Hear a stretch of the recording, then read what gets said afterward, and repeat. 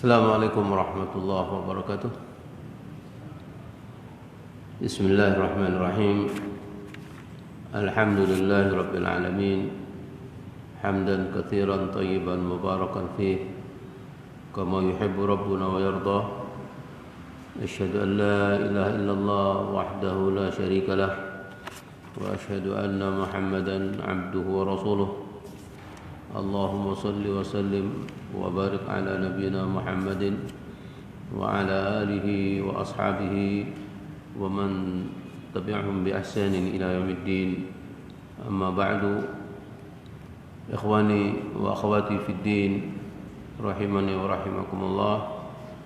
Jamaah pengajian yang dirahmati Allah Subhanahu wa taala, kembali kita memuji dan bersyukur kehadirat Allah Subhanahu wa taala atas kenikmatan yang Allah berikan kepada kita sekalian.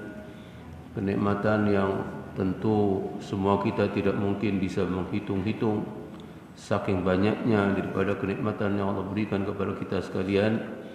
Allah Subhanahu wa taala menyatakan, wa in ta'uddu ni'matallahi la tuhsuha.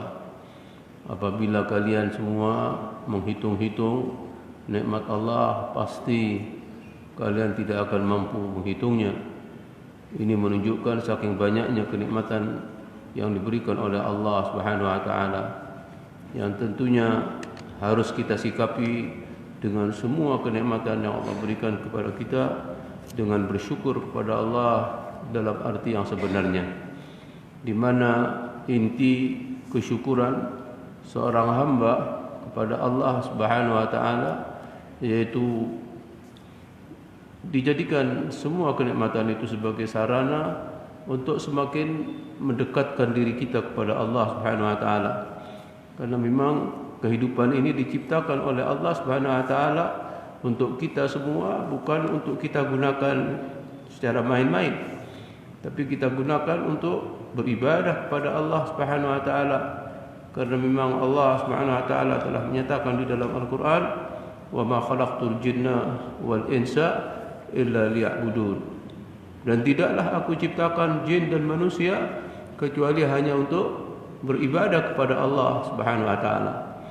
Oleh karena itu, apabila Allah Subhanahu wa taala sudah menjelaskan tentang tujuan hidup daripada manusia, yaitu untuk beribadah, maka tentu kita gunakan semua kegiatan, semua aktivitas yang kita lakukan dalam hidup ini hendaknya mempunyai nilai ibadah kepada Allah Subhanahu wa taala, sehingga dunia ini bisa kita jadikan sebagai arena untuk mendapatkan pahala dan pahala. Salah satu di antara bagian ibadah yang diperintahkan oleh Allah Subhanahu wa taala kepada kita semua yaitu hendaknya kita menuntut ilmu. Karena menuntut ilmu itu adalah bagian daripada ibadah. Karena itu diperintah oleh Allah Subhanahu wa taala. Bagaimana Allah Subhanahu wa taala menyatakan dalam Al-Qur'an, fa'lam annahu la ilaha illallah. Berilmulah kalian semua bahwa tidak ada sesembahan yang hak untuk disembah selain Allah Subhanahu wa taala. Di dalam ayat itu Allah Subhanahu wa taala memerintahkan kita untuk mencari ilmu. Karena tentu dengan ilmu kita dapat mengetahui mana yang hak, mana yang batil. Dengan ilmu kita bisa mengetahui mana kesyirikan yang harus kita tinggalkan dan mana tauhid yang harus kita jadikan sebagai pegangan dalam hidup ini. Mana perkara-perkara yang jelas-jelas ada tuntunan dalam agama untuk kita kerjakan, dan mana perkara-perkara yang tidak ada tuntunannya untuk kemudian kita tinggalkan. Dengan ilmu pula kita mengetahui mana perkara-perkara yang kaitannya dengan urusan ketaatan kepada Allah Subhanahu wa taala, dan mana pula perkara-perkara yang terkait dengan urusan kemaksiatan yang harus kita jauhi. Semuanya itu butuh kepada ilmu.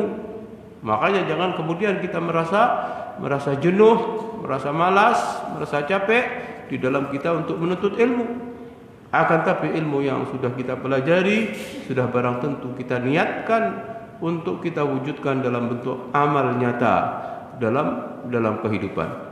Sehingga tidak hanya sekedar bertambah ilmu kita, kecuali bertambah pula amalan soleh kita, kecuali bertambah pula amalan-amalan ibadah yang kita lakukan, kecuali bertambah pula kebaikan-kebaikan yang kita lakukan, baik kebaikan itu kepada Allah Subhanahu wa taala ataupun kebaikan dengan sesama manusia. Karena Allah Subhanahu wa taala telah menyatakan, hal yastawil ladzina ya'lamuna wal ladzina la ya'lamun. Apakah sama orang-orang yang berilmu dengan orang-orang yang tidak berilmu? Dalam ayat itu Allah Subhanahu wa taala mengungkapkan dalam bentuk pertanyaan. Sudah barang tentu jawabannya pasti tidak akan sama. Orang yang berilmu pasti tidak akan sama dengan orang-orang yang tidak berilmu. Baik dalam bersikap, baik dalam berbuat, baik dalam beramal, baik dalam berucap, semuanya pasti berbeda antara orang yang berilmu dengan orang yang tidak berilmu. Bagaimana seorang anak di dalam berbakti kepada orang tuanya, pasti dia berbeda karena dia dasar ilmu. Oleh karena itu kita harus terus belajar tentang ilmu ini, dan tentunya kita juga mohon kepada Allah Subhanahu wa taala. Karena tidak mungkin kita bisa mengamalkan ilmu-ilmu yang sudah kita pelajari kecuali atas pertolongan daripada Allah Subhanahu wa taala. Makanya kita dianjurkan untuk selalu berdoa kepada Allah, sebagaimana doa Rasulullah sallallahu alaihi wasallam yang terkait dengan urusan pengamalan ilmu. Rasulullah sallallahu alaihi wasallam berdoa pada setiap pagi setelah selesai salat subuh dengan doa, Allahumma inni as'aluka ilman nafi'ah. Ya Allah, aku mohon kepadamu ilmu yang bermanfaat. Termasuk juga di dalam hadis yang lain, Allahumma inni a'udzubika min ilmin la yanfa'. Ya Allah, aku berlindung kepadamu daripada ilmu yang tidak bermanfaat.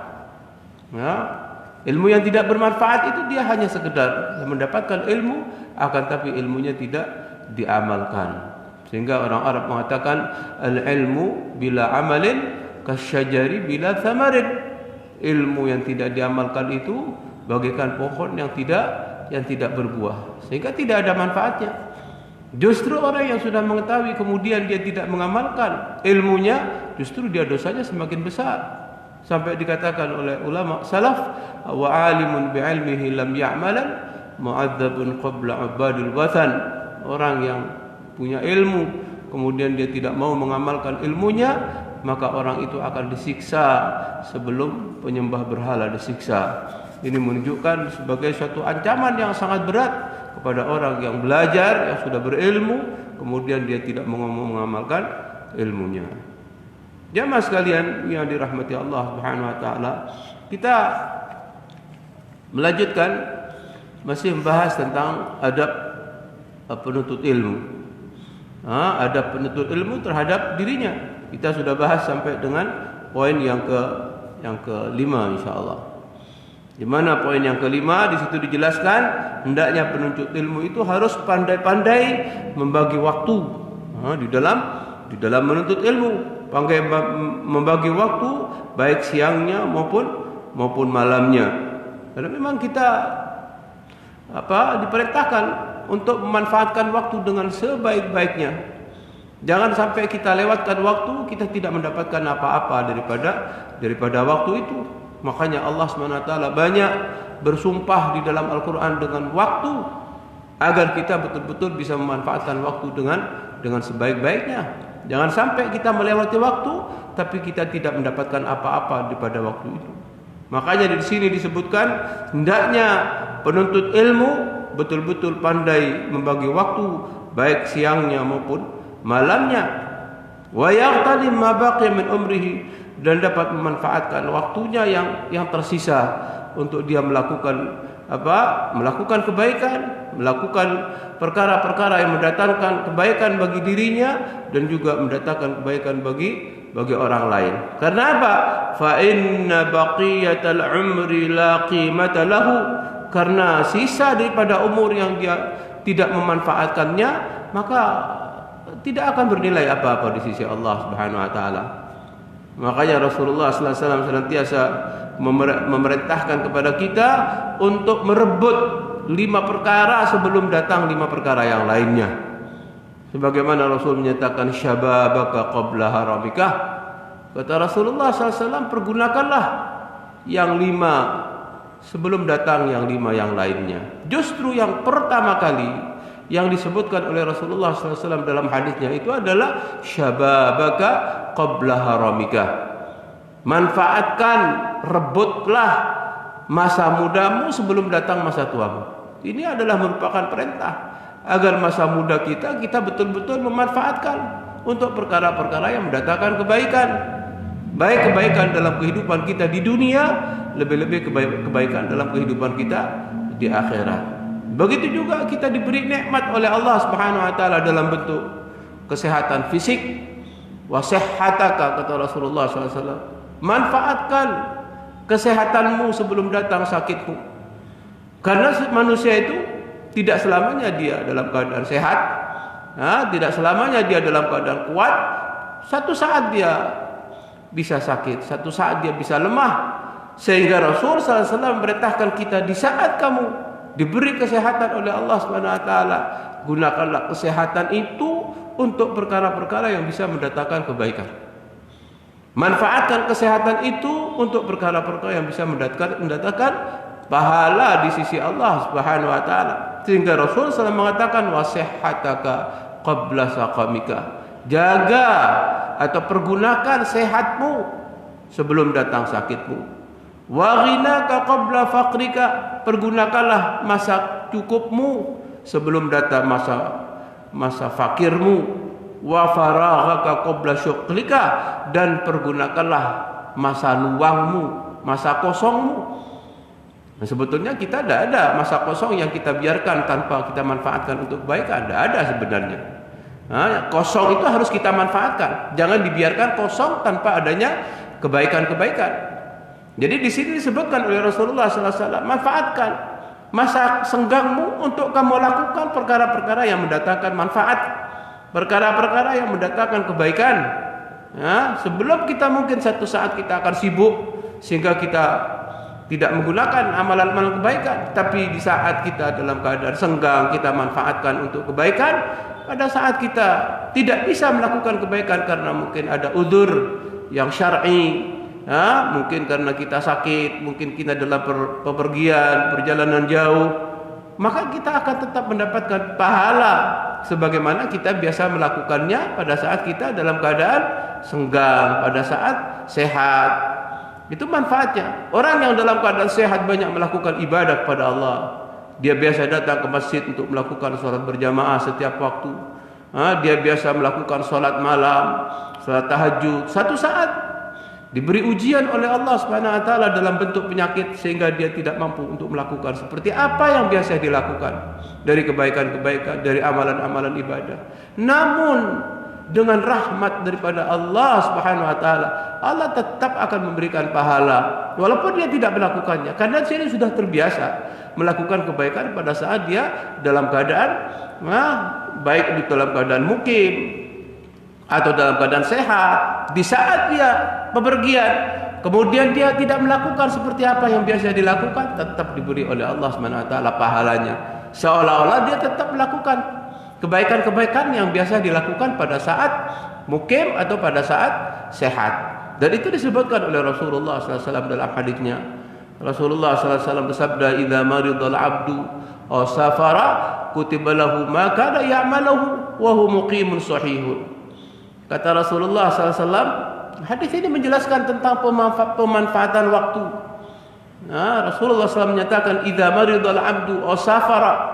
Apabila seseorang itu ditimpa satu penyakit atau dia bepergian jauh melakukan safar, kemudian dia tidak bisa melakukan kebaikan-kebaikan seperti apa yang biasa lakukan pada saat dia mukim, pada saat dia sehat, tapi Allah Subhanahu wa taala akan mencatat sebagai kebaikan, pahala, seolah-olah dia tetap melakukan kebaikan itu.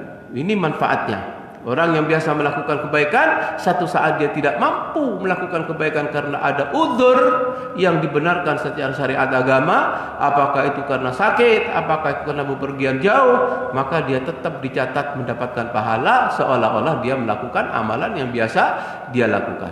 Ini merupakan rahmat dan karunia yang diberikan oleh Allah Subhanahu wa ta'ala. Oleh karena itu tentunya kita terus berusaha untuk melakukan berbagai kebaikan, berlomba-lomba untuk terus melakukan berbagai amalan kebaikan, karena kita diperintah oleh Allah untuk bersegera melakukan kebaikan, berlomba-lomba melakukan kebaikan, bersegera untuk mendapatkan ampunan daripada Allah, bersegera untuk mendapatkan surganya Allah.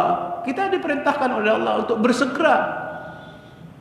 Jangan kemudian kita biasakan menunda-nunda waktu. Di saat kita mampu untuk melakukan kebaikan, kerjakan kebaikan itu. Jangan kemudian kita menunda-nunda waktu. Karena perintahnya apa? Wasari'u, bercepat-cepatlah kamu. Di hadis yang lain, di hadis disebutkan badiru bil a'malis shalihah. Bersegeralah kamu untuk melakukan amalan yang soleh. Di ayat yang lain juga Allah SWT merintahkan kita fastabiqul khairat, berlomba-lombalah kalian semua untuk melakukan berbagai amal kebaikan. Di situ diperintah oleh Allah SWT. Saking sayangnya Allah SWT kepada kita selaku hambanya, agar kita banyak melakukan kebaikan. Yang itu akibatnya untuk diri kita sendiri, bukan untuk Allah SWT. Sedangkan Allah sama sekali tidak butuh kepada kita selaku hambanya.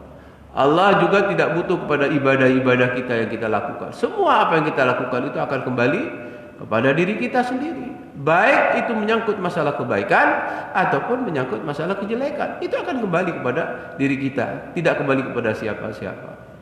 Man amila sholihan fali nafsih.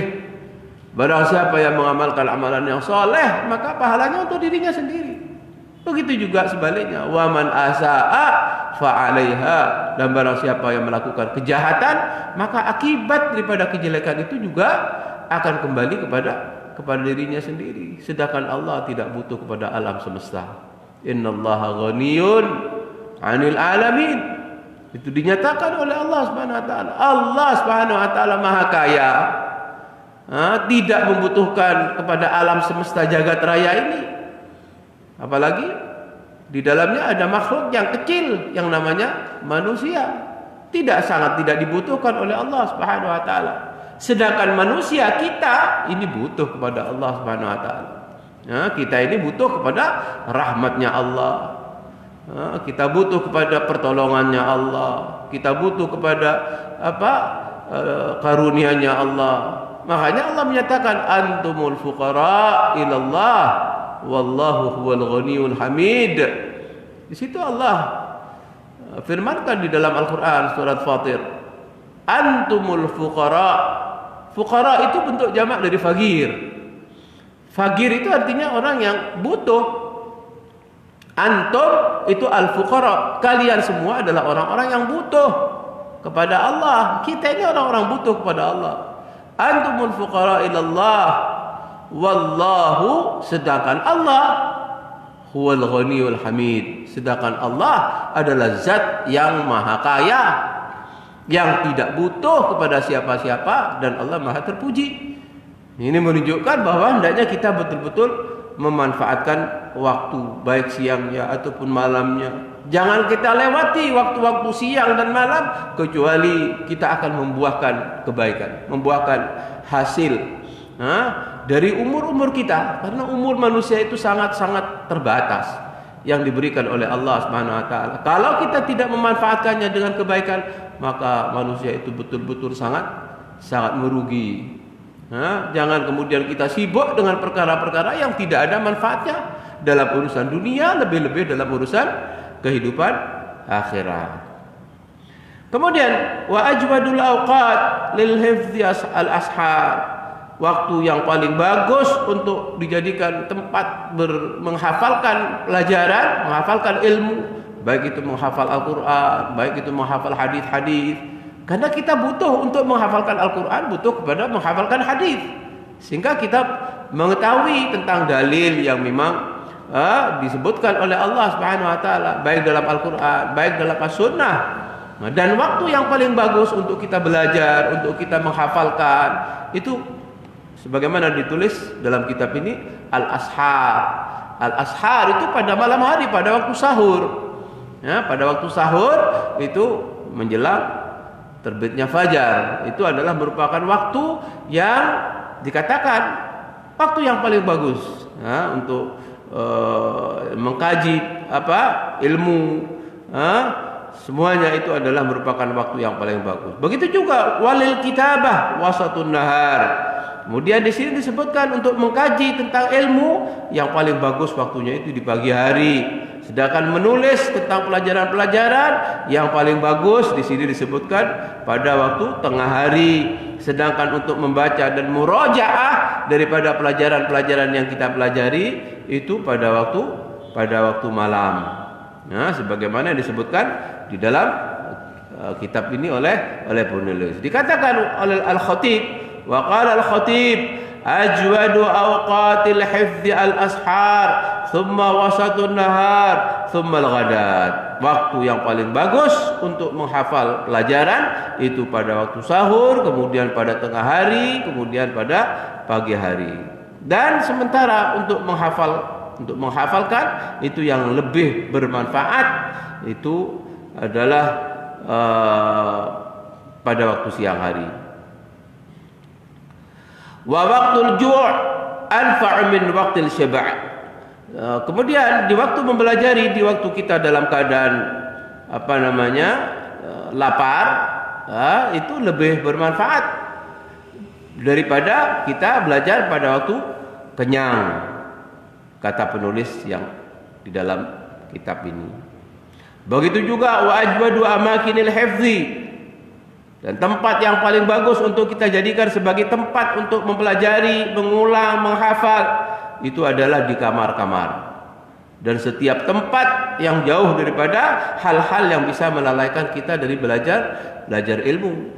Sehingga kita harus menghindari daripada tempat-tempat yang bisa melalaikan daripada belajar. Apakah sambil belajar sambil lihat TV dan lain sebagainya. Semua itu akan melalaikan pikiran, sehingga pikiran tidak bisa konsentrasi di dalam belajar, tidak bisa fokus di dalam belajar. Begitu juga Al-Khatib rahimahullah, beliau mengatakan wa laisa bi mahmudin al-hifdhu bi hadratin nabat wal khudrah wal anhar wa qawari'it turuq wa dhajijil aswat li'annaha tamna'u min khuluwil qalbi ghaliban.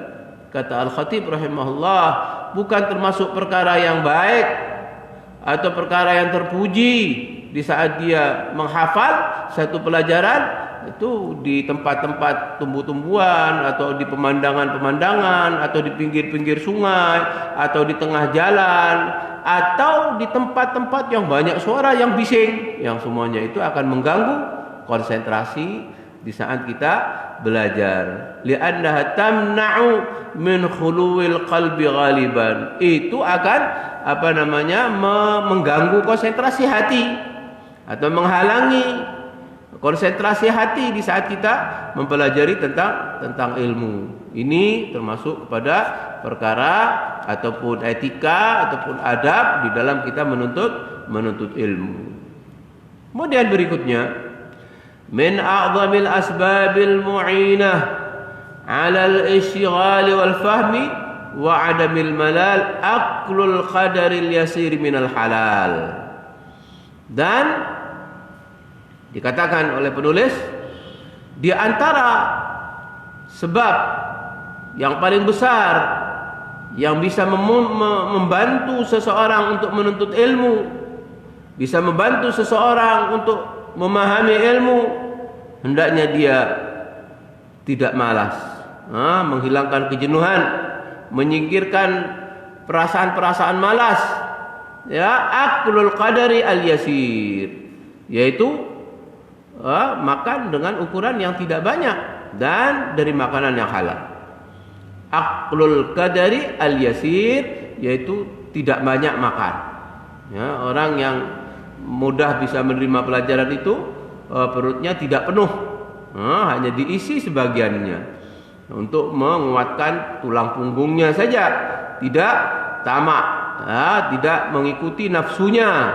Di sini sebutkan aqlul qadaril yasir, hendaknya dia makan tidak banyak-banyak dan hendaknya dia makan dari makanan yang halal, minal halal. Sebagaimana dikatakan oleh Al-Imam Asy-Syafi'i rahimahullah, beliau mengatakan ma syabi'tu mundu 16 sanah. Kata beliau, kata Al-Imam Asy-Syafi'i rahimahullah, kita tahu bahwa Imam Asy-Syafi'i itu adalah merupakan imam yang besar. Beliau mengatakan, aku tidak pernah merasa kenyang sejak berapa? 16 itu sejak 16 tahun. Sejak 16 tahun aku tidak pernah merasa kenyang.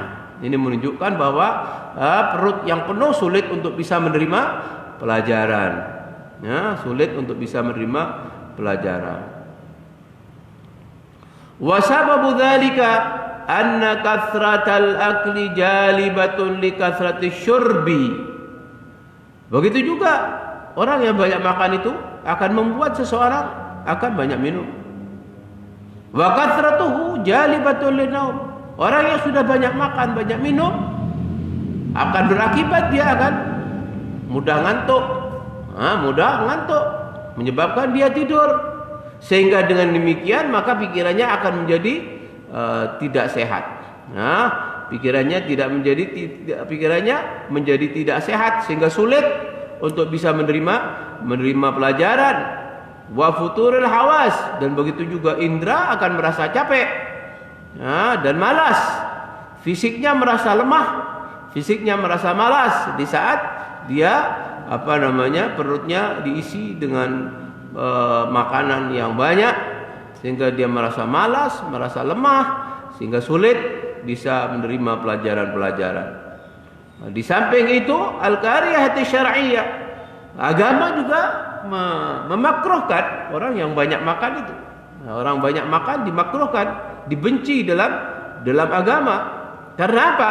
Orang banyak makan risikonya pasti tubuhnya akan menjadi tidak sehat. Akan menimbulkan penyakit. Penyakit fisik. Dia akan mudah untuk terkena penyakit. Karena apa? Karena yang namanya tubuh ini harus kita jaga sebelum datangnya sakit. Sehingga dikatakan di dalam ucapan bahwa penjagaan penyakit itu harus lebih diutamakan daripada mengobati. Ini dikatakan oleh ulama salaf. Mereka mengatakan bahwa penjagaan penyakit itu lebih dijaga, lebih baik dijaga daripada dia mengobati penyakit. Karena apa? Sumber daripada penyakit itu adalah al-ma'idah, pencernaan. Al-ma'idatu ra'sud dawa wal himyatu ra'sud dawa. Al-ma'idatu ra'sud da. Pencernaan ini adalah merupakan kepalanya penyakit atau sumbernya penyakit. Sedangkan penjagaan itu adalah sumbernya obat. Ini menunjukkan bahwa orang yang menuntut ilmu tidak boleh kemudian dia banyak makan. Di sini disebutkan orang banyak makan akan banyak minum, akibatnya dia akan ngantuk, malas, lemah, dan begitu juga indranya juga akan terganggu sehingga sulit pelajaran untuk bisa diterima. Ini semuanya adalah merupakan etika bagi seorang penuntut ilmu. Sebagaimana juga dikatakan, fa inna da'a aktsara ma tarahu yakunu min at-ta'ami aw asy-syarab. Sesungguhnya penyakit kebanyakan yang kamu ketahui, yang kamu lihat, maka yakunu min at-ta'ami aw asy-syarab. Maka penyakit yang kita lihat itu berasal daripada makanan dan minuman. Artinya orang yang tidak mampu untuk menjaga pola makan, maka dia akan terjangkiti dengan berbagai macam penyakit, sehingga dia akan merasa malas untuk belajar, sehingga terhalang mendapatkan ilmu. Ini semua adalah merupakan nasihat, sebagaimana disebutkan di dalam kitab ini. Walam yura, kemudian penjelasan berikutnya. Walam yura ahadun minal alibba wal a'immah al ulama yasifu syakiran aw yusafu bi kathratil akal wala humida bihi. Dikatakan bahwa tidak ada seorang pun dari kalangan para wali, dari kalangan orang-orang yang berilmu, dari kalangan para ulama, mereka disifati sebagai orang yang bersyukur apabila mereka banyak makan. Ya, orang yang banyak makan tidak disifati sebagai orang yang bersyukur. Sehingga di sini dikatakan tidak ada seorang pun dari kalangan para ulama yang dikatakan sebagai orang yang bersyukur kalau dia tidak menjaga urusan makanannya. Nah, apalagi banyak makan. Wala humida bihi. Dan orang yang seperti itu, orang yang banyak makan itu tidak tidak dipuji karenanya. Wala humida bihi, tidak dipuji karena banyak makan itu. Para ulama tidak ada yang mensifati dan tidak ada yang sifati seperti itu. Karena orang yang melakukan seperti itu dianggap sebagai orang yang tidak bersyukur kepada Allah Subhanahu wa taala. Kenapa? Wa innama tuhmadu kathratul akli minad dawab. Karena hanya binatang ternak saja yang hanya memperhatikan nafsunya untuk banyak makan. Karena memang mereka tidak berfikir, allati la taqil, tidak menggunakan akalnya, dan binatang ternak tidak diberi akal oleh Allah sehingga tidak mampu untuk berfikir. Tidak bisa berfikir. Beda dengan manusia. Kalau manusia itu diberi akal, yang tentunya akal itu harus dimanfaatkan dengan sebaik-baiknya, bukan hanya mengikuti keinginan hawa nafsu sehingga di saat ada bermacam-macam makanan maka dia santap. Sehingga orang seperti itu sulit untuk bisa menerima pelajaran. Tapi kalau binatang ternak karena memang diciptakan untuk itu. Diciptakan binatang ternak itu untuk manusia. Sehingga mereka banyak makan supaya banyak bekerja dan hasilnya bisa dimanfaatkan oleh manusia. Karena binatang ternak itu diciptakan oleh Allah untuk kita. Seperti itu. Tapi kita sebagai manusia yang diberi akal oleh Allah Subhanahu wa taala tentunya tidak disifati sebagai orang yang bersyukur apabila dia tidak mampu untuk menjaga urusan makan, urusan minum. Makanya banyak makan, banyak minum akan berakibat kepada banyak tidur sehingga banyak waktu-waktu yang kosong terbuang, dia tidak mendapatkan apa-apa daripada melewati waktunya. Ini adalah merupakan satu resep ya, satu nasihat agar kita mudah untuk mendapatkan ilmu, maka tidak terlalu banyak makan. Wadh-dhihnus sahihu ashrafu min tabdidihi wa ta'tilihi bil qadril haqir min ta'amin ya'ulu amruhu ila ma qad ulima. Dikatakan di sini bahwa akal pikiran yang sehat itu lebih berharga daripada disia-siakan sesuatu yang tidak punya nilai apa-apa. Seperti makanan yang akibatnya sebagaimana telah dijelaskan tadi. Walau lam yakun min afati kathrati ta'am wa syarab illa al-hajah ila kathrati dukhulil khala. Kalau seandainya bencana atau sisi negatif daripada banyak makan dan minum tidaklah kecuali ya dia banyak keluar masuk ke dalam kamar-kamar kecil. La kana yanbaghi lil aqil al-labib ayyasuna nafsahu anhu. Bagi orang yang punya akal selayaknya dia untuk memelihara dirinya daripada banyak makan. Wa man rama al-falah fil ilm wa tahsil al-bughya minhu ma'a kathrati al-akli wasyurbi wan-naum faqad rama mustahilan fil 'adah. Di sini dijelaskan siapa yang ingin mendapatkan falah. Al-falah itu adalah kesuksesan dalam kehidupannya. Mendapatkan kesuksesan di dalam menuntut ilmu dan mendapatkan kesuksesan di dalam meraih apa yang dicarinya, akan tetapi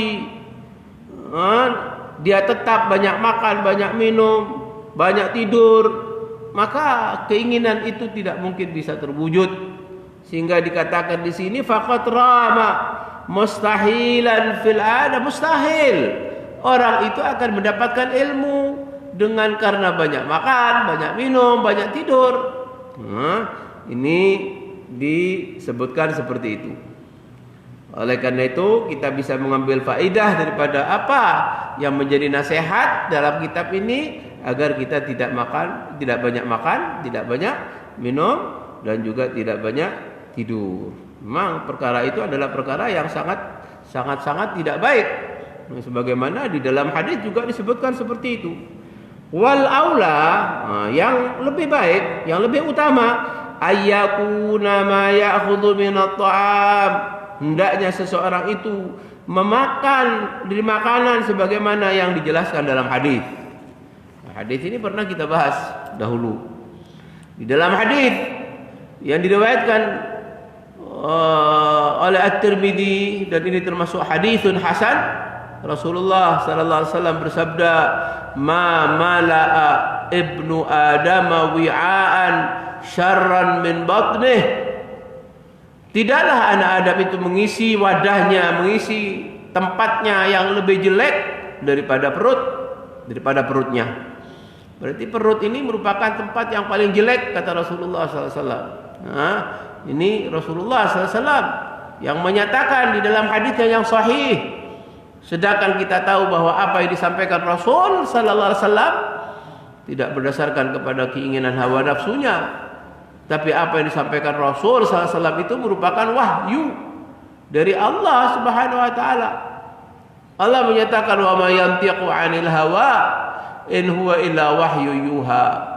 Tidaklah apa yang disampaikan oleh Rasul sallallahu alaihi wasallam lewat lisannya, melainkan apa yang disampaikan itu merupakan wahyu dari Allah Subhanahu wa taala. Nah, Rasulullah sallallahu alaihi wasallam mengatakan, tidaklah anak Adam yang mengisi tempatnya yang lebih jelek daripada perutnya. Oleh karena itu, bihasbi ibni Adam luqaimatin yuqimna sulbahu. Cukup, kata Rasulullah SAW, bagi anak Adam ini. Kadang-kadang kita itu mengikuti hawa nafsu, kalah dengan hawa nafsu. Maunya apa yang ada di hadapan kita mau dihantam semua sesuai dengan keinginan hawa nafsu kita, ya kan? Apalagi bermacam-macam dan kelihatannya memang lezat-lezat, sudah lupa kepada keterangan yang disebutkan dalam hadis. Bila boleh, paling mah gitu. Mumpung ini ada semuanya ini. Lupa kepada apa yang disebutkan oleh Rasulullah SAW, sehingga muncul bermacam-macam gangguan dalam kesehatan kita. Bihasbi ibni Adam luqaimatun, kata Rasulullah SAW, cukup anak Adam itu di dalam urusan perutnya beberapa suap saja. Nah, yuqimna sulbahu, beberapa suap yang bisa menegakkan tulang punggungnya. Ya, beberapa suap. Di situ disebutkan luqaimat, beberapa suap. Fa in kana la mahalata, kalau dia tidak mampu dengan beberapa suap, karena memang mungkin sudah terbiasa makan dengan makanan yang tidak cukup, hanya beberapa suap saja.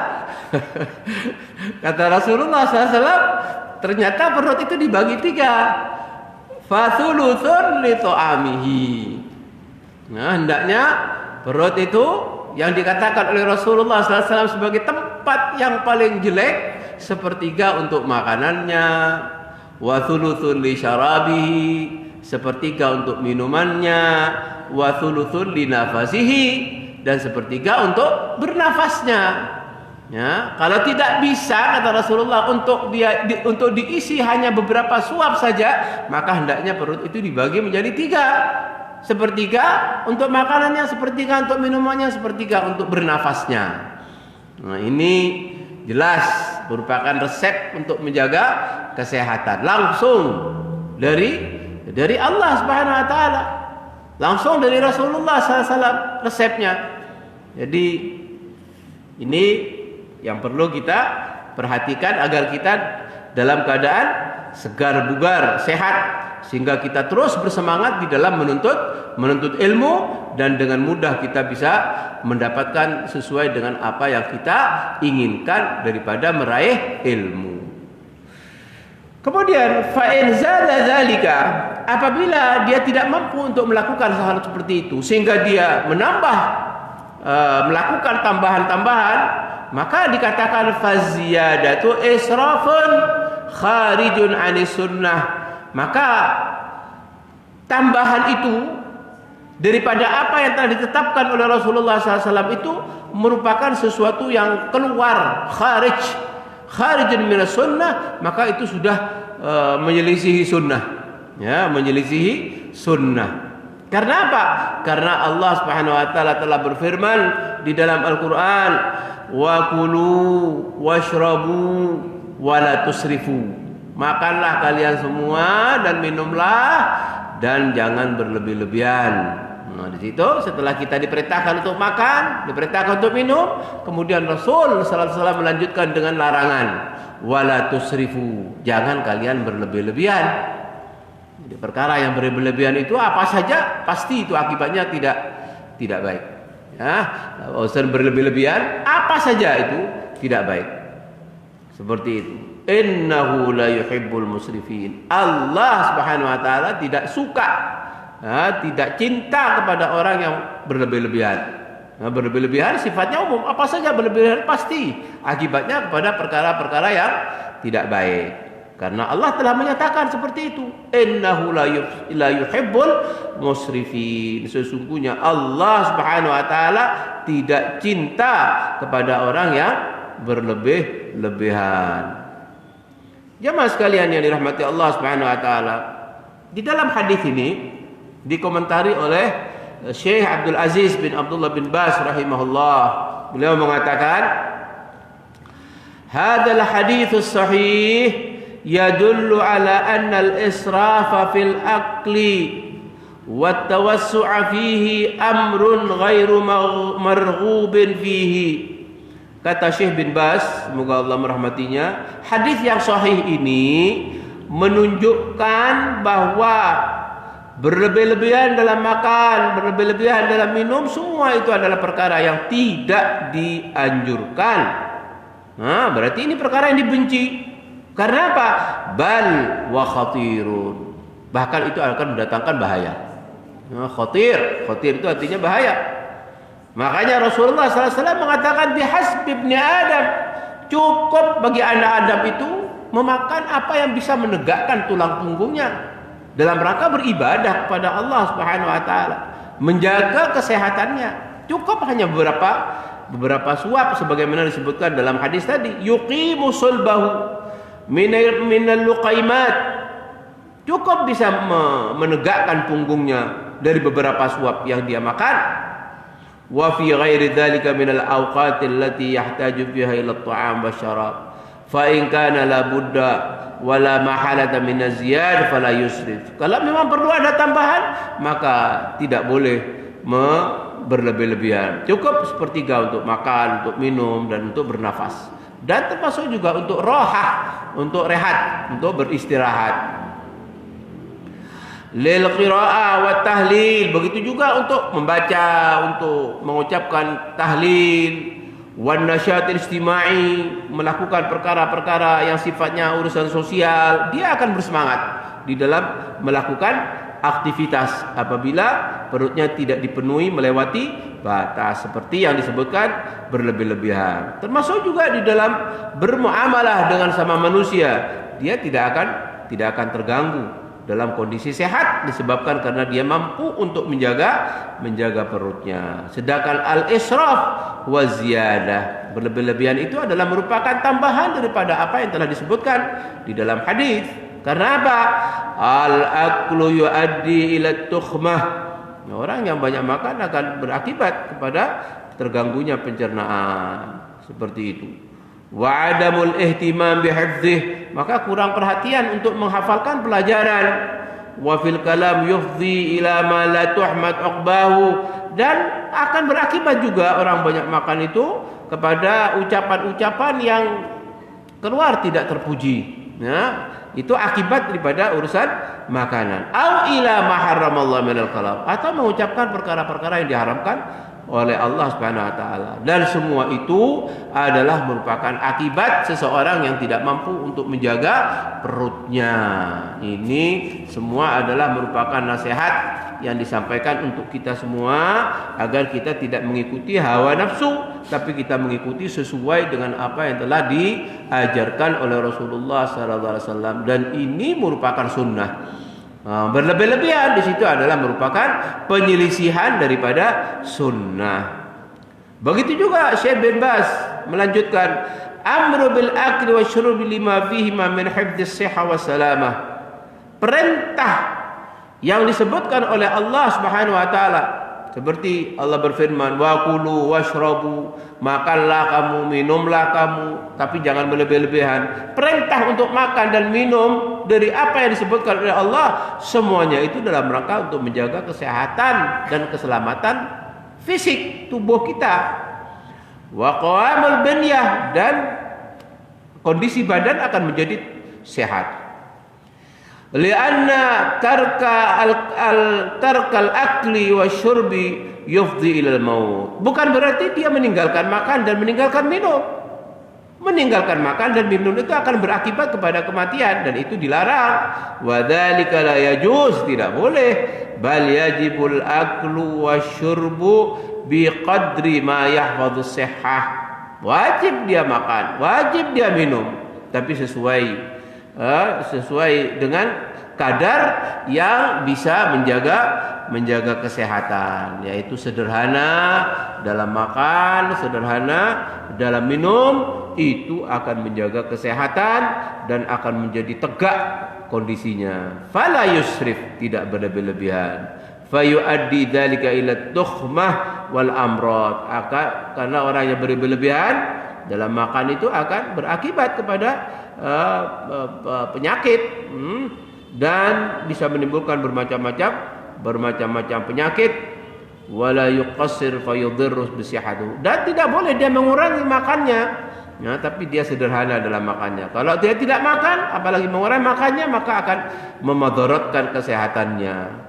Walihada walakin baina dzalik, tapi di antara keduanya, sebagaimana Allah Subhanahu wa taala mengatakan wala tusrifu, jangan kalian berlebih-lebihan. Ini semua adalah merupakan nasihat langsung dari Rasulullah SAW agar kita mudah mendapatkan ilmu yang kita pelajari, maka hendaknya tidak banyak makan, tidak banyak minum. Kemudian berikutnya, ayakhudha nafsahu bil wara' fi jami'i sya'nihi. Seorang penuntut ilmu hendaknya dia mengambil dirinya, menghiasi dirinya dengan sifat wara'. Wara' itu orang yang senantiasa menjaga, berhati-hati, menjaga dirinya dari perkara-perkara yang syubhat, apalagi yang haram. Menjaga dirinya dari perkara yang syubhat, apalagi yang haram. Itu hendaknya kita berhati-hati. Jangan kemudian kita masukkan hal-hal yang tidak jelas tentang kehalalannya. Wa yataharral halal fi ta'amihi wa syarabihi. Hendaknya dia mengambil hanya yang halal-halal saja untuk dia makan, untuk dia minum, untuk dia jadikan sebagai pakaian untuk dia pakai, untuk begitu juga rumah yang akan dia jadikan sebagai tempat tinggalnya.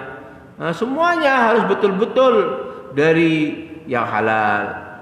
Wa fi jami'i ma yahtaju ilaihi, dan dari segala apa yang dia butuhkan dan keluarganya butuhkan, hendaknya semua itu dari yang halal. Agar apa? Agar hatinya menjadi bercahaya, dan dengan demikian dia mudah untuk menerima ilmu, serta mengambil manfaat daripada ilmu itu. Disebabkan karena apa? Karena dia betul-betul bersikap wara', bersikap hati-hati. Ya, wara' itu orang yang hati-hati dari perkara-perkara yang tidak jelas, yang syubhat, apalagi yang haram. Karena semuanya itu akan menghalangi hatinya daripada menerima ilmu, dan juga terhalang dirinya untuk bisa mengambil manfaat daripada ilmu yang dia telah perolehnya. Kemudian wala yaqna'u li nafsihi bi dhahiril hil syar'an mahma amkanahu at-tawarru' wa lam tulji'hu hajah.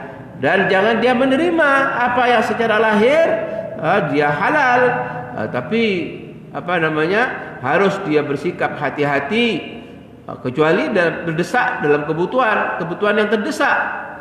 Aw yaj'alu haddahul jawaz, atau dia menetapkan apa yang boleh tapi tidak berlebih-lebihan dalam rangka untuk menjaga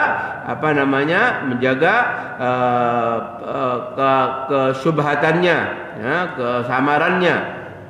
Dan sikap yang seperti itu meneladani dari kalangan ulama-ulama salaf yang terdahulu, di mana mereka dari kalangan ulama salafus saleh fit tawarru', mereka bersikap wara', berhati-hati, an katsirin mimma kanu yuftuna bijawazihi.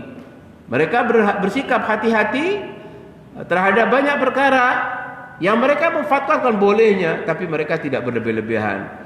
Wa ahaqqu man iqtudiya bihi fi dzalika sayyiduna Rasulullah. Orang yang paling berhak untuk dijadikan sebagai panutan tidak ada lain sayyiduna Rasulullah, yaitu Rasulullah Muhammad sallallahu alaihi wasallam. Ketika beliau memakan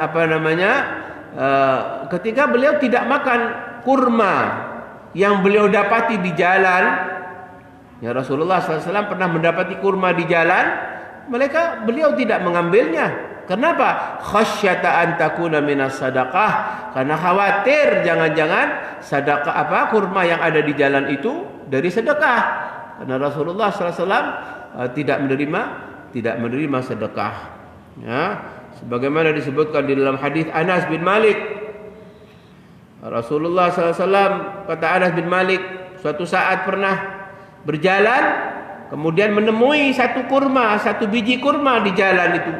Kemudian beliau mengatakan, faqala laula anni akhafu an takuna minas sadaqah la akaltuha. Seandainya aku tidak khawatir kurma ini dari sedekah, maka niscaya pasti aku akan memakannya.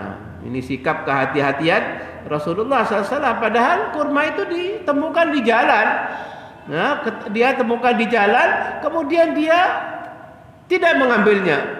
Lalu beliau mengatakan, seandainya aku tidak khawatir kurma yang saya dapati ini sebagai sedekah, pasti aku akan memakannya. Ini sikap kehati-hatian Rasulullah sallallahu alaihi wasallam. Oleh karena itu, tentunya kita harus bersikap wara', bersikap hati-hati dari perkara yang masih samar, apalagi perkara yang sudah jelas-jelas diharamkan. Ma'abu'di kauniha minha, dengan menjauhi hal seperti itu. Wali anna ahlal ilmi yuqtada bihi wa yu'khad anhum, karena orang yang berilmu itu dia akan dijadikan sebagai panutan oleh orang lain. Nah, orang yang berilmu, yang sudah mempelajari tentang ilmu, maka orang lain itu akan menirunya. Nah, wa yu'khad anhum, akan dijadikan sebagai panutan dan ikutan. Fa idza lam yasta'milul wara', kalau mereka tidak bersikap wara', tidak bersikap hati-hati di dalam urusan makanan, minuman dan yang lainnya, maka faman yasta'miluhu, siapa yang akan dijadikan sebagai panutan? Kata penulis di sini. Kalau ahli ilmunya, orang yang berilmu kemudian dia tidak bersikap wara', dia tidak bersikap hati-hati terhadap perkara-perkara yang masih samar, apalagi terjerumus kepada yang haram, siapa lagi yang akan dijadikan sebagai panutan dan ikutan? Kata penulis ini menunjukkan bahwa hendaknya kita sebagai penuntut ilmu harus betul-betul berhati-hati di dalam urusan makanan, minuman. Nah, kalau kita masih ragu, jangan diambil. Nah, seperti sikap Rasulullah SAW yang menemukan hanya satu biji kurma saja. Kemudian beliau mengatakan, seandainya ini bukan daripada, seandainya aku tidak khawatir kurma ini dari bagian sedekah, pasti aku memakannya. Ini menunjukkan sikap waroknya Rasulullah sallallahu alaihi wasallam. Wa yanbaghi lahu an yastamila ar-rukhas min mawadhi'iha indal hajah. Dan hendaknya penuntut ilmu boleh mengambil keringanan yang diberikan oleh Allah pada saat dibutuhkan. Dan pada saat ada sebabnya untuk bisa mengambil keringanan yang diberikan oleh Allah Subhanahu wa taala. Karena ada beberapa keringanan yang diberikan oleh Allah. Seperti orang yang sakit, orang yang dalam bepergian. Di situ ada keringanan-keringanan yang diberikan oleh Allah Subhanahu wa taala. Boleh dia mengambil keringanan pada tempatnya di saat dibutuhkan. Sebagaimana Rasulullah SAW menyatakan di dalam hadis yang sahih yang diriwayatkan oleh Imam Ahmad, Rasul SAW bersabda, fa inna Allah yuhibbu an tu'ta rukhasuhu kama yuhibbu an tu'ta azaimuhu. Kata Rasulullah SAW, sesungguhnya Allah suka agar keringanan itu diambil, dilakukan, sebagaimana Allah Subhanahu wa taala suka dari kewajiban-kewajiban yang dibebankan itu dilakukan. Nah, artinya di saat kita diberi keringanan, maka kita boleh mengambilnya di saat ada kebutuhan mendesak. Seperti itu yang disebutkan. Kemudian ats-tsamin, berikutnya ayyuqallil isti'malil mata'im allati hiya min asbabil baladah. Ini kaitannya dengan urusan makanan semua ini. Ya. Dengan urusan makanan, minuman, urusan tidur.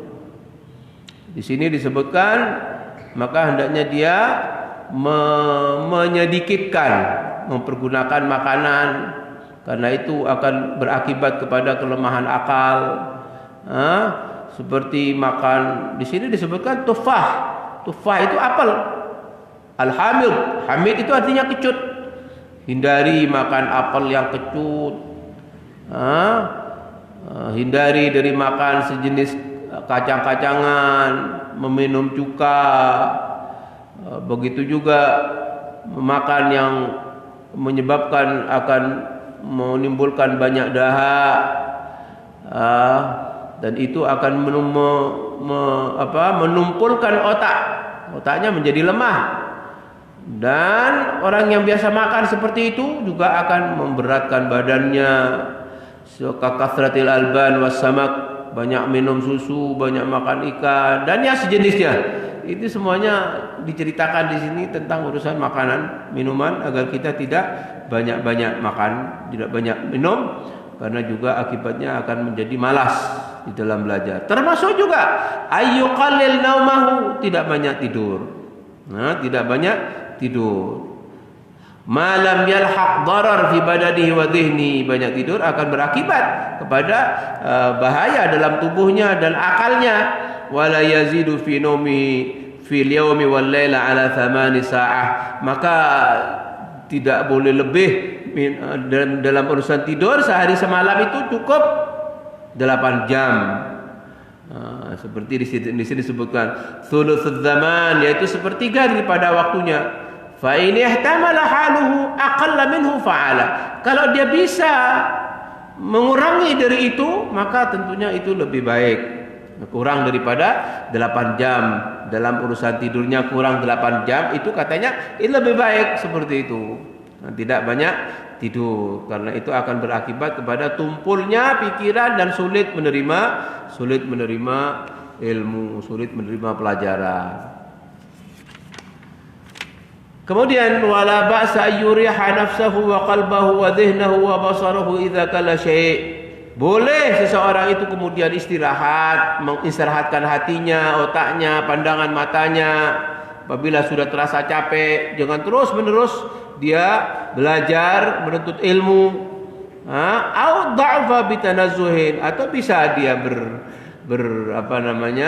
cari hiburan, berekreasi ke tempat-tempat rekreasi, bihaitsu ya'udu ila ahli, supaya dia mengembalikan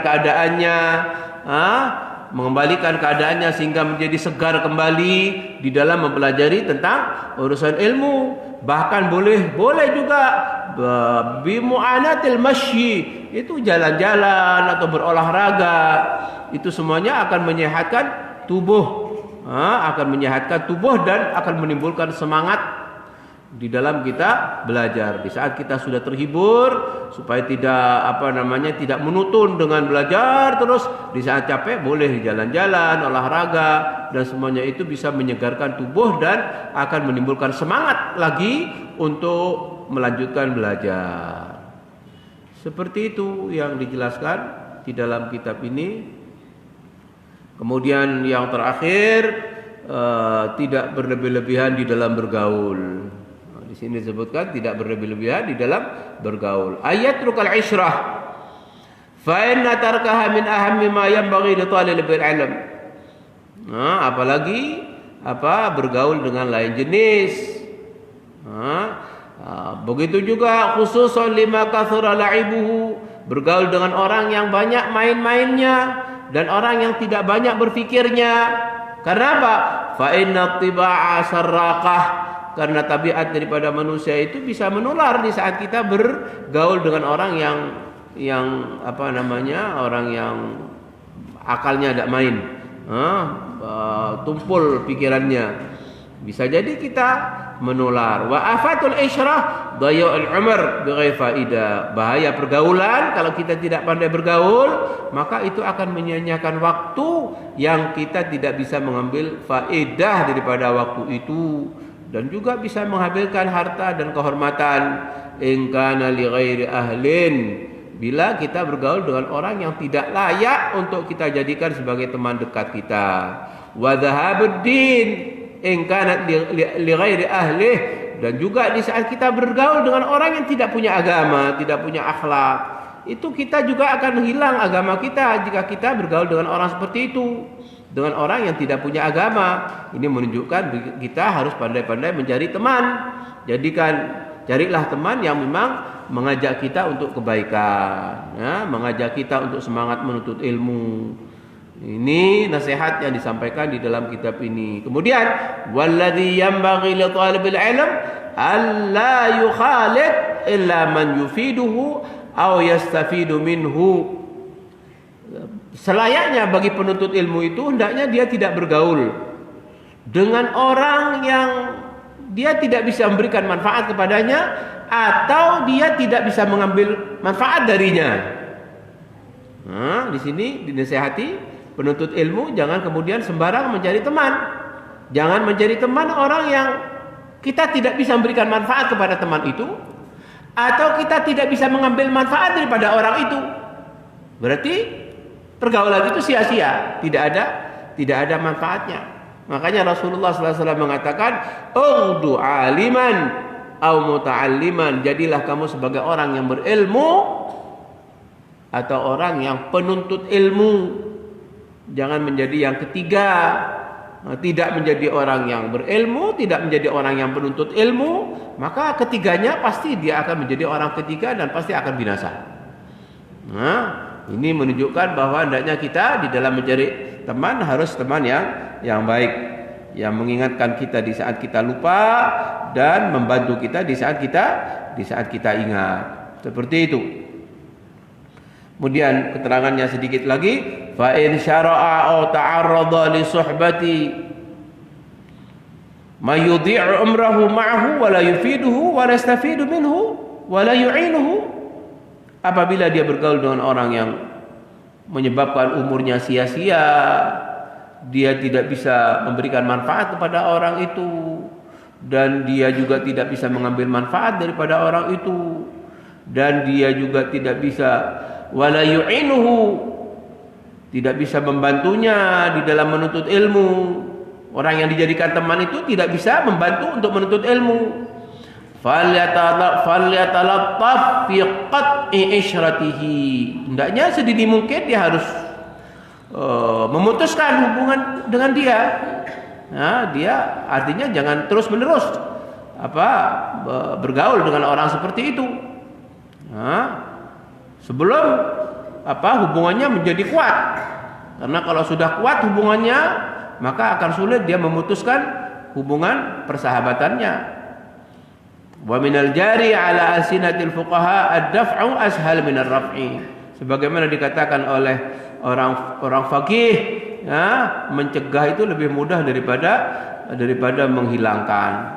Oleh karena itu kita cegah kalau sekiranya teman yang akan kita jadikan sebagai teman kita itu tidak bisa memberikan manfaat, tidak bisa kita mengambil manfaat darinya, atau kita juga tidak bisa memberikan manfaat kepadanya, maka hendaknya diputuskan saja, jangan bergaul dengan orang seperti itu, karena orang itu tidak bisa memberikan manfaat kepada kita. Fa in ihtaja, kalau dia perlu untuk berteman, falyakun sahiban salihan dayyinan taqiyan wari'an zakiyan katsiral khair qalilal syarr. Nah, di sini disebutkan kalau memang dia butuh untuk menjadi sahabat, hendaknya dia menjadi sahabat yang soleh, orang yang beragama, orang yang taqi, orang yang bertakwa. Itu orang yang dijadikan sebagai teman dekat, orang yang wara, punya sikap wara, orang yang bersih hatinya, banyak melakukan kebaikan, sedikit melakukan kejelekan. Itu yang harus dijadikan sebagai teman. Seperti itu. Hasanal mudarah, bergaul dengan baik, qalilal mumarat, dan tidak berdebat di saat dia diberi ilmu. Inna siyadzakarahu, orang yang baik yang seperti itu, kalau dia lupa, dia akan mengingatkannya. Wa in dzakara a'anahu, kalau dia ingat, pasti dia akan membantunya. Wa in ihtaja wasahu, kalau dia butuh, dia pasti membantunya. Wa in dhajara sabbarahu, kalau dia sedang ditimpa oleh kesusahan, dia berusaha untuk menyabarkannya. Ini sahabat yang baik, yang tentunya seperti itulah yang harus kita jadikan sebagai teman dekat kita dalam rangka untuk melanjutkan perjalanan hidup menuntut ilmu. Ini beberapa beberapa etika yang disebutkan di dalam kitab ini. Saya hanya membacakan dari apa yang ada di dalam kitab ini sesuai dengan keinginan daripada antum semua. Ya, seperti itulah isi yang ada di dalam kitab ini. Kemudian ada beberapa etika penuntut ilmu yang di sini juga dinukil dari Syekh Utsaimin. Dari Syekh Utsaimin tentang penuntut ilmu. Insyaallah akan dibahas pada pertemuan yang akan datang. Setelah itu barangkali kita perlu untuk beralih kepada kitab yang lain. Ya, setelah kita membahas tentang etika penuntut ilmu, nanti kita akan bahas tentang etika penuntut ilmu sebagaimana di dalam kitab ini dinukil dari Syekh Muhammad bin Shalih Al-Utsaimin. Di terjemahan itu tidak ada, tapi di sini disebutkan. Di dalam kitab ini disebutkan. Saya tidak menyebutkan pada awalnya karena di kitab terjemahnya tidak ada. Tapi di sini dinukil tentang etika menuntut ilmu yang dijelaskan oleh Syekh Muhammad bin Shalih Al-Utsaimin di dalam kitabnya, yaitu Kitabul Ilm. Kitab aslinya dari Syekh Utsaimin itu Kitabul Ilm. Di sini di dalam kitab ini dinukil kitab beliau di sini, tapi di terjemahannya itu tidak ada di terjemahannya. Tapi tidak apa-apa, kita bahas nanti sedikit tentang etika menuntut ilmu menurut Syekh Muhammad bin Shalih Utsaimin insyaallah pada kesempatan yang lain. Setelah itu di sini dijelaskan tentang bagaimana etika seorang murid kepada syekhnya. Barangkali ini saya bukan syekh ya, saya penuntut ilmu, sama seperti antum. Makanya yang ada kitabnya bisa belajar sendiri bagaimana sikap terhadap guru, terhadap syekh. Di sini disebutkan syekh. Saya ini bukan syekh, saya hanya sekedar membaca dari apa yang ada dalam kitab ini. Sehingga antum yang sudah punya buku terjemahannya bisa baca sendiri, bisa pelajari sendiri. Setelah itu kita akan beralih ke kitab lain. Saya punya kitab lain yang menjelaskan tentang perkara insyaallah bermanfaat. Mungkin ini saja yang bisa disampaikan. Mudah-mudahan bermanfaat bagi kita semuanya. Dan kalau ada pertanyaan-pertanyaan, dipersilahkan.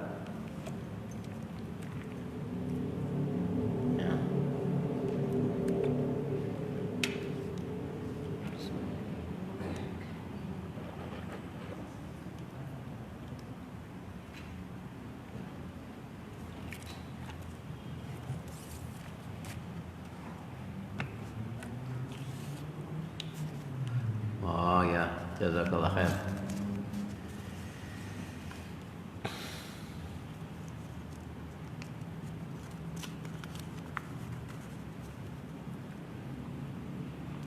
Assalamualaikum Ustaz. Waalaikumsalam warahmatullahi wabarakatuh.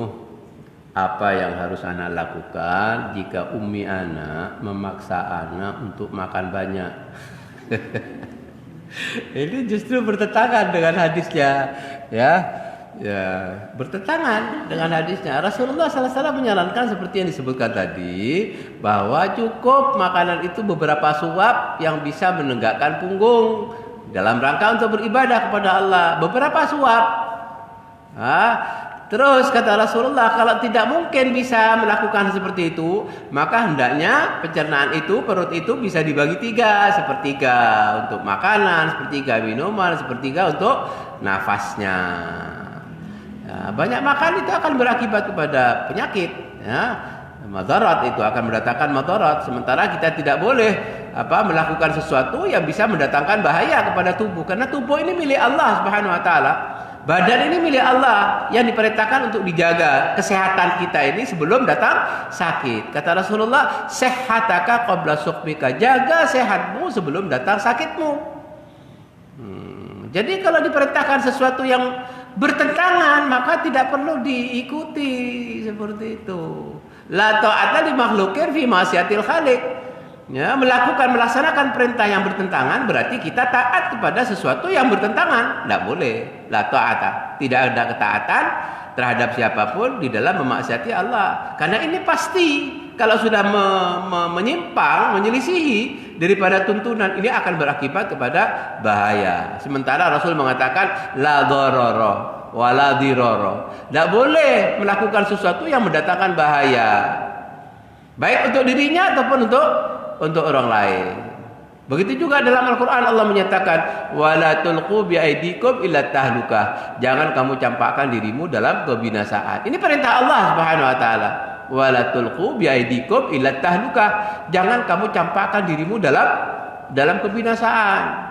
Ya, jadi kalau memang diperintahkan di mana perintah itu menyelisihi daripada apa yang telah dijelaskan di dalam hadis, maka tentunya kita tidak boleh mentaatinya. Karena umi anak senang Ustaz jika masakannya dihabiskan. Iya, tapi jangan sekaligus. Bisa untuk sepertiga, karena nanti dimakan lagi. Begitu. Jelas uminya senang kalau memang dihabiskan seperti itu, menunjukkan bahwa makanannya cocok begitu. Tapi jangan berlebih-lebihan. Berlebih-lebihan itu dilarang. Langsung Allah yang melarangnya dalam Al-Quran. Allah menyatakan wa kulu washrabu wa la tusrifu. Lah itu ada larangannya. Makanlah kamu, minumlah kamu, dan jangan berlebih-lebihan. Allah yang melarang seperti itu. Kemudian Allah melanjutkan innahu la yusrifu la yuhibbul musrifin. Allah tidak suka kepada orang yang berlebih-lebihan. Ya, baik dalam makan, baik dalam minum, dan yang lainnya. Ya, seperti itu. Jadi diberitahu kepada ibu, pada umi, biar tidak memaksa perkara-perkara yang itu jelas-jelas mendatangkan madarat kalau kita lakukan, ya, karena bertentangan dengan tuntunan di dalam agama kita. Kita harus jaga, jangan sampai mengikuti hawa nafsu, ya, supaya kita dalam kondisi sehat. Allah sayang kepada kita, Rasulullah sayang kepada umatnya, kepada kita semua. Makanya kita menjaga kesehatan ini. Ya, jaga kesehatan. Kalau kita sudah menjaga kesehatan ternyata memang sakit, ya memang sudah waktunya sakit seperti itu. Ya, tapi jangan kemudian kita mengikuti hawa nafsu dengan makan yang berlebih-lebihan, karena itu larangan Allah dan juga dilarang oleh Rasulullah SAW. Kalau kita melanggar larangan itu, pasti yang ada adalah madarat, ya, bahaya. Wallahu a'lam bishawab. Assalamualaikum Ustaz. Waalaikumsalam warahmatullah. Setelah sholat isya lebih baik tidur agar bangun lebih awal atau digunakan untuk belajar? Ya tentunya kalau kita melihat daripada kebiasaan Rasulullah SAW, Rasulullah SAW untuk tidur malam itu pada awal malam. Ya, Rasulullah kebiasaannya tidurnya pada awal malam supaya bisa bangun malam sehingga bisa melakukan sholat malam, sholat tahajud. Tapi di saat ada kebutuhan kita untuk belajar, itu sesekali tidak masalah ya, boleh-boleh saja. Berarti kita memanfaatkan. Yang tidak boleh itu kalau kita begadang yang tidak ada manfaatnya. Nah, ini yang sama sekali dilarang dalam agama. Begadang sampai malam hanya sekedar ngobrol, cerita-cerita yang tidak ada manfaatnya, ini yang dilarang. Seperti itu. Tapi kalau kita bisa mengambil manfaat daripada kita sampai malam tidurnya ada manfaatnya, dan itu pun tidak dilakukan secara terus-terusan. Dikhawatirkan tidak bisa bangun malam. Dikhawatirkan tidak bisa bangun malam. Nah, orang yang tidur malam seperti dikatakan beromong-omong setelah sholat isya, itu adalah merupakan perkara yang dibenci oleh Rasulullah SAW, kecuali ada kepentingan dan itu bisa kita mengambil manfaatnya, itu boleh-boleh saja seperti itu. Tapi kalau hanya sekedar hal-hal yang tidak ada kepentingan, tidak ada manfaatnya, lebih baik tidur awal untuk bisa bangun malam sehingga kita bisa melaksanakan sholat malam. Wallahu a'lam bishawab.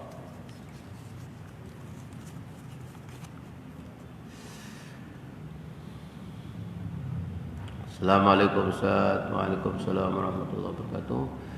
Afwan Ustaz, jika saya mempunyai ilmu dalam berbisnis makanan dan ada seseorang yang menanyakan resep dari makanan yang saya jual, wajibkah saya berbagi ilmu dalam keadaan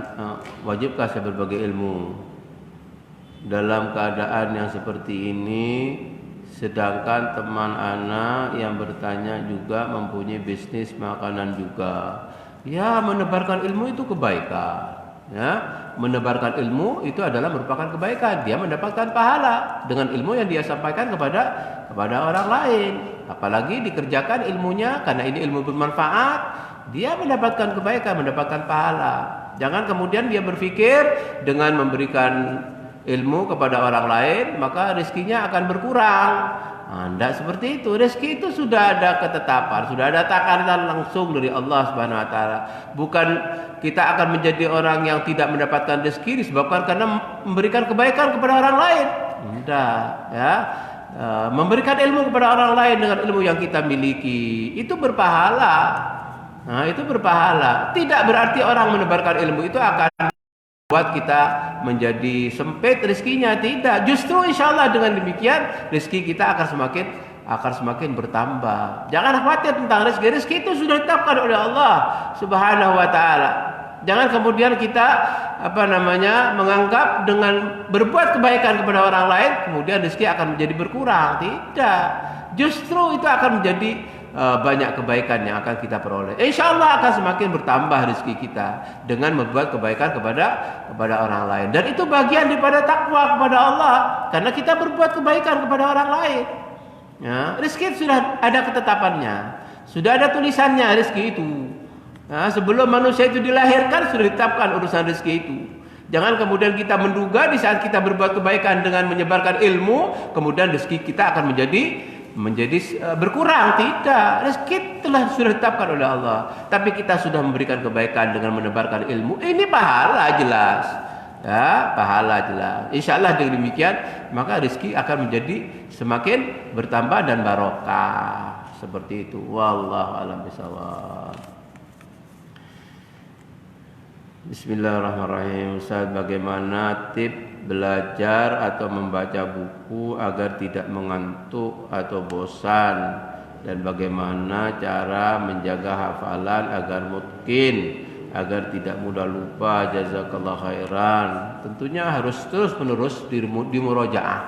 Ya, ilmu itu memang harus dimurojaah terus, diulang-ulang ilmu itu.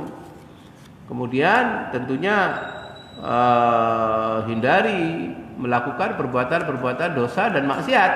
Karena perbuatan maksiat itu akan mengganggu hafalan. Bahkan apa yang sudah kita hafalkan bisa hilang daripada perbuatan maksiat yang kita lakukan. Jadi yang pertama harus murojaah terus, ya, murojaah terus. Kemudian yang kedua, hindari daripada perbuatan dosa dan maksiat. Kemudian tentunya kita memohon kepada Allah Subhanahu wa taala agar kita diberi kekuatan untuk bisa menghafal seperti itu. Ya, kita mohon kepada Allah. Karena apa yang bisa kita lakukan daripada hafalan, kita bertolongan Allah Subhanahu wa taala. Kalau kita dibantu oleh Allah, kita bisa mutkin, kita bisa terus-menerus memurojaah. Di saat kita capek dalam hafalan tentunya ya sudah istirahat dulu. Nah, istirahat. Jangan dipaksakan di saat kita sudah capek menghafal, istirahat dulu. Kemudian nanti di saat kita sudah istirahat, segar, baru kita mulai lagi untuk menghafal. Makanya di sana disebutkan yang paling bagus waktu menghafal itu pada waktu sahur, sebagaimana disebutkan di dalam kitab yang telah dibacakan tadi. Wallahu alam bisawab. Kalau sudah seperti itu kemudian lupa, ya namanya manusia punya sifat lupa, biasa manusia. Itu tabiat daripada manusia. Yang penting kita tidak melalaikan daripada terus memurojaah hafalan yang sudah kita hafalkan. Itu jangan kemudian kita lalai dalam menghafal, lalai daripada mengulang pelajaran itu. Memang pelajaran itu hafalan harus diulang-ulang. Kalau tidak dia akan hilang. Ya, dia akan hilang. Makanya harus diikat dengan terus memurojaah. Ya, terus memurojaah, kemudian hindari daripada melakukan perbuatan dosa dan maksiat. Wallahu a'lam bishawab.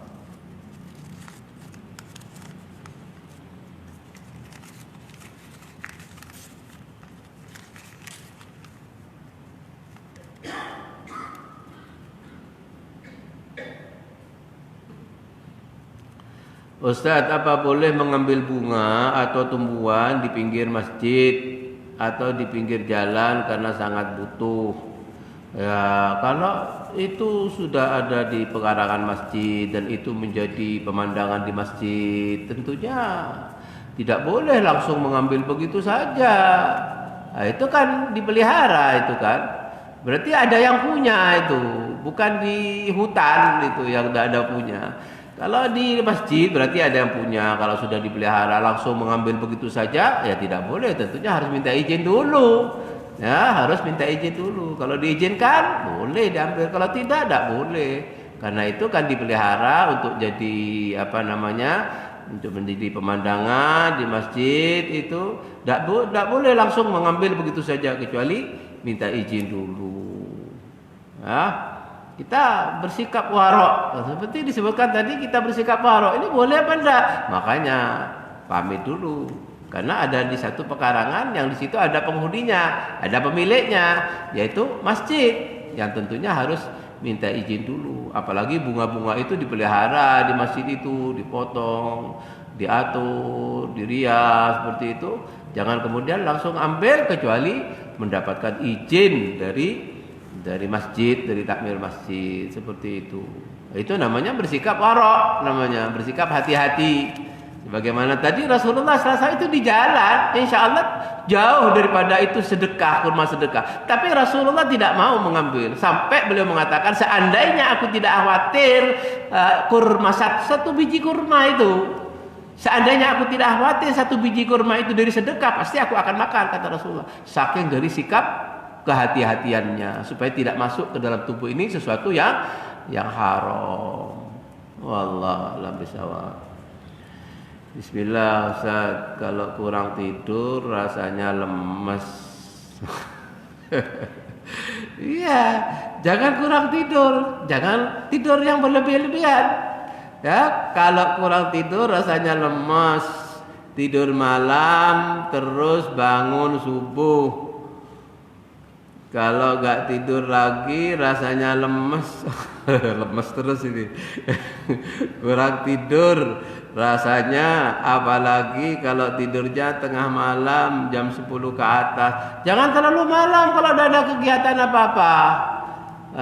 Kecuali ada kegiatan yang harus dikerjakan, ya itu pun kan tidak setiap malam kan. Ya, usahakan tidak terlalu malam tidurnya. Ya, kurang tidur juga tidak bagus. Ya, berlebihan tidak bagus, kurang tidur tidak bagus. Makanya di situ disebutkan di dalam kitab tadi ya, paling tidak 8 jam sehari semalam tidurnya itu. Bahkan disebutkan kurang dari itu lebih baik katanya bagi penuntut ilmu. Seperti itu, ya. Jadi kalau memang banyak kegiatan sampai malam karena itu memang harus dikerjakan sehingga harus sampai malam tidurnya, ya bolehlah menambah tidur untuk menyegarkan tubuh. Tapi itu pun tidak dikerjakan secara setiap malam. Ya, ini sesekali di saat ada kebutuhan. Wallahu a'lam. Assalamualaikum Ustaz. Waalaikumsalam warahmatullah. Kalau seseorang bisa gemuk itu gimana Ustaz?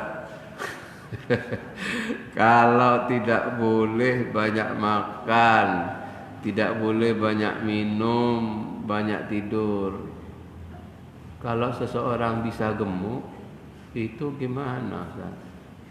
Gimana maksudnya? Kalau seseorang bisa gemuk itu gimana Ustaz?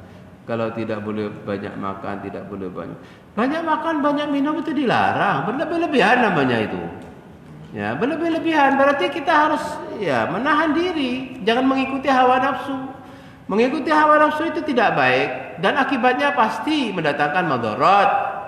Nah, kan disebutkan tadi Allah memerintahkan kita wa kulu washrabu wa la tusrifu. Makanlah, minumlah, jangan berlebih-lebihan. Berarti kalau berlebihan pasti yang ada ya bahaya, berakibat kepada tubuh. Mungkin sekarang tidak apa-apa, besok tidak apa-apa. Nanti akan satu saat pasti akan ada akibatnya. Berarti akan ada masalah di dalam urusan tubuhnya karena sudah menyimpang daripada tuntunan yang ada dalam Al-Qur'an, yang ada di dalam As-Sunnah seperti itu. Wallahu a'lam.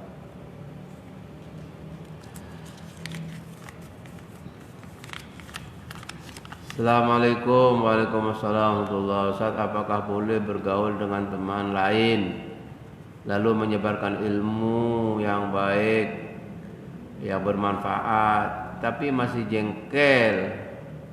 Sudah diberitahu ilmu tersebut lalu lalu bermusuh. Apakah boleh bermusuh? Menyebarkan ilmu, kita bergaul dengan orang lain dalam rangka untuk memanfaatkan, menyampaikan ilmu kepada orang itu, ini perkara yang bagus. Ya, kita bisa memberikan manfaat kepada orang itu supaya dia bisa berilmu dan agar ilmunya bisa bermanfaat. Ini pahala besar. Nah, memberikan petunjuk dengan ilmu. Rasulullah mengatakan man da'a ila huda, barang siapa yang menyeru kepada ilmu, kepada petunjuk, kemudian dia melakukannya, maka dia akan mendapatkan pahala sesuai dengan apa yang dilakukannya. Jadi kalau dia mengamalkan ilmu yang kita berikan kepadanya, maka kita akan mendapatkan pahala. Nah, terus kita akan mendapatkan pahala. Ini manfaat yang sangat besar. Tapi di sini disebutkan kalau sudah dia diberi ilmu tersebut lalu bermusuhan, gimana kok bisa bermusuhan? Sudah diberi ilmu bermusuhan, ya berarti tidak baik ini orangnya. Orang seperti ini tidak baik. Sudah diberi kebaikan dengan diberi ilmu lalu dia bermusuhan. Apa sebabnya kok bisa timbul bermusuhan seperti ini? Mestinya dia balas dengan kebaikan. Sudah diberi ilmu mestinya dia balas dengan kebaikan. Ya. Tidak boleh bermusuhan, apalagi sesama muslim. Sama muslim itu tidak ada permusuhan, ya, tidak ada saling benci membenci, tidak ada saling memutuskan hubungan, tidak ada saling dengki mendengki. Perintah Rasul apa? Wa kunu ibadallah ikhwana. Jadilah kamu sebagai hamba Allah yang bersaudara. Al-Muslim akhul Muslim, orang Islam yang satu dengan yang lainnya bersaudara. Tidak boleh mendoliminya, tidak boleh berkata-kata dusta kepadanya, tidak boleh meremehkannya. Di situ tuntunan yang diajarkan oleh Rasulullah SAW. Di saat kita bergaul dengan orang lain dalam rangka untuk menebarkan ilmu, ini kebaikan. Ini kebaikan. Teruskan kebaikan, walaupun disambut dengan tidak baik, kemudian dia bermusuhan, urusan dia. Yang penting kita sudah menyampaikan kebaikan, insya Allah apa yang kita sampaikan dari kebaikan itu kita mendapatkan kebaikan pula, pahala di sisi Allah SWT. Assalamualaikum Ustaz. Waalaikumsalam warahmatullah. Bagaimana menyikapi teman yang berlawanan jenis tapi dia selalu mengingatkan pada kebaikan sesuai dengan agama? Ada batasan-batasan tertentu. Jangan berduaan, laki perempuan berduaan walaupun dengan menyampaikan kebaikan tidak boleh. Yang ketiganya ada setan di situ. Tapi kalau banyak orang kemudian dia menyampaikan tidak apa-apa, tidak berduaan namanya. Yang dilarang itu berduaan walaupun niatnya baik. Sama halnya dengan mengajarkan bacaan Al-Quran. Berduaan lagi perempuan bukan mahramnya, tidak boleh seperti itu. Walaupun niatnya baik. Ada si fulan, orang yang hafid Al-Quran, mengajarkan fulanah, tapi di tempat berduaan tidak boleh seperti itu. Walaupun niatnya bagus.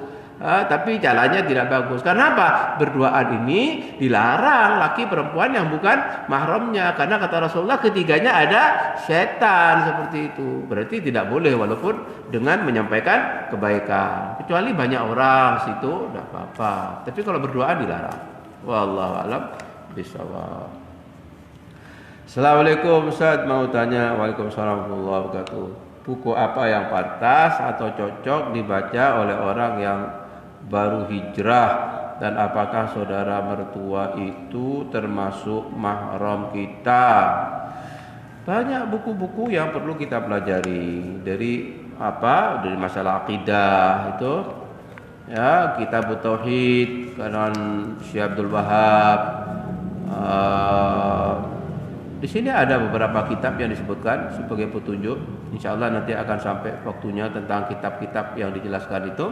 Kemudian apakah saudara mertua itu termasuk mahram? Bukan. Saudara mertua tidak termasuk mahram. Jadi tidak boleh ya, namanya mertua laki punya saudara laki, gitu kan? Apa istilahnya dalam bahasa Madura itu mertua ereng, matua ereng. Matua ereng itu bukan mahram, tidak boleh berjabatan tangan dengan matua ereng, tidak boleh. Ya, bukan mahram. Seperti itu. Jadi tidak boleh. Yang boleh itu yang mertua sendiri. Tapi kalau mertua ereng istilahnya saudara mertua itu bukan mahram. Karena dia boleh kawin. Seandainya berpisah, ya dia boleh kawin. Ini bukan mahram. Sehingga tidak boleh berjabatan tangan dengan saudara mertua. Tidak boleh berjabatan tangan dengan saudara mertua. Karena itu bukan mahram. Wallahu a'lam bishawab. Bismillah Ustaz, anak mau tanya, untuk kami yang masih dalam proses hijrah, buku bacaan apa yang dianjurkan oleh para ulama untuk kita baca? Ya, nanti akan disebutkan ya, insyaallah. Bismillah Ustaz, bagaimana kita yang memiliki atau asam lambung yang harus diisi dan lapar setiap 2 jam? Ya, sesuai dengan tuntunan dokter. Ya, ini dokter yang bisa menjelaskan. Kalau lapar makan, tapi tidak banyak-banyak. Itu biasanya kalau orang kena penyakit seperti ini tidak boleh lapar, ya, tapi makannya tidak boleh kenyang-kenyang, gitu. Jika ada dikatakan sebagai resep kesehatan itu, nahnu qaumun la na'kul hatta naju' wa idza akalna la nashba. Kami suatu kaum yang tidak makan kalau tidak lapar, dan kalau makan tidak sampai kenyang. Dan ini resep. Nah, ini resep. Apalagi sudah terkena penyakit seperti yang disebutkan tadi, sakit mah, tidak boleh lapar, ya makan. Nah, makan untuk menghilangkan sakitnya. Kalau tidak makan dia pasti akan terasa sakit. Tapi tidak banyak-banyak. Biasanya ini kalau kena penyakit seperti ini ya makan ala kadarnya, bukan berlebih-lebihan. Ya, bukan. Justru kalau berlebih-lebihan akan sakit lagi ini. Wallahu a'lam bishawab. Ini saja yang bisa disampaikan, semoga bermanfaat. Kita tutup dengan kafaratul majlis. Subhanakallahumma wa bihamdika asyhadu an la ilaha illa anta astaghfiruka wa atubu ilaik. Wassalamualaikum warahmatullahi wabarakatuh.